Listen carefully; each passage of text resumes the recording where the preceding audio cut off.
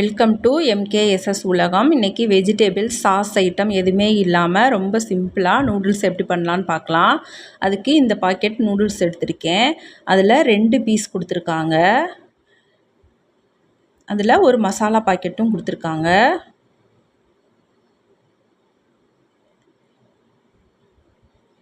ஒரு கடாயில் ஒரு 1/2 லிட்டர் தண்ணி ஊற்றி நல்லா கொதிக்க வச்சுருக்கேன்.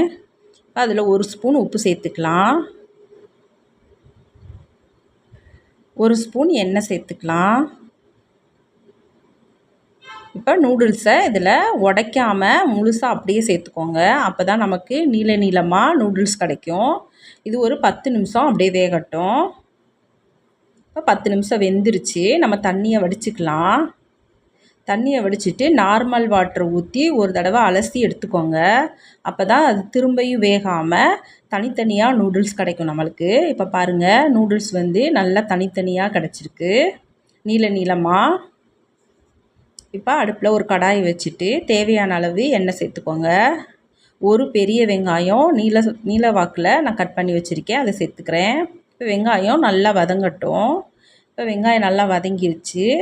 1 ஸ்பூன் இஞ்சி பூண்டு விழுது சேர்த்துக்கலாம். இப்போ இஞ்சி பூண்டு விழுது நல்லா பச்சை வாசனை போகிற வரைக்கும் வதக்கி விட்டுக்கலாம். இப்போ இஞ்சி பூண்டு விழுது பச்சை வாசனை போயிடுச்சு.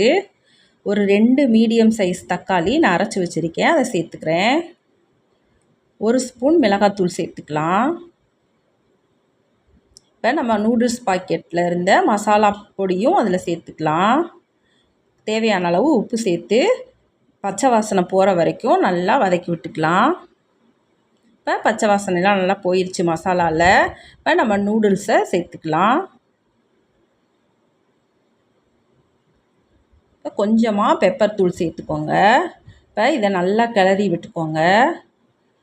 நீங்கள் 2 கரண்டி வச்சு கிளறிக்கிட்டிங்கன்னா கிளறதுக்கு ரொம்ப ஈஸியாக இருக்கும்.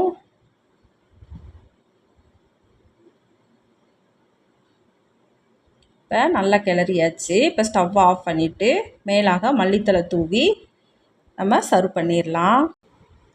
ரொம்ப சிம்பிளாக நம்ம நூடுல்ஸ் செஞ்சு முடிச்சிட்டோம். இதை செய்கிறதுக்கு 15 நிமிஷம் தான் ஆகும். சாப்பிட்றதுக்கும் ரொம்ப டேஸ்ட்டாக இருக்கும். இந்த வீடியோ பிடிச்சிருந்துச்சின்னா வீடியோவுக்கு ஒரு லைக் பண்ணுங்கள். நீங்களும் இதே மாதிரி செஞ்சு பார்த்துட்டு டேஸ்ட் எப்படி இருந்துச்சுன்னு கமெண்ட்ஸில் சொல்லுங்கள். சப்ஸ்கிரைப் பண்ணி சப்போர்ட் பண்ணுங்கள். அடுத்த வீடியோவில் பார்க்கலாம். நன்றி.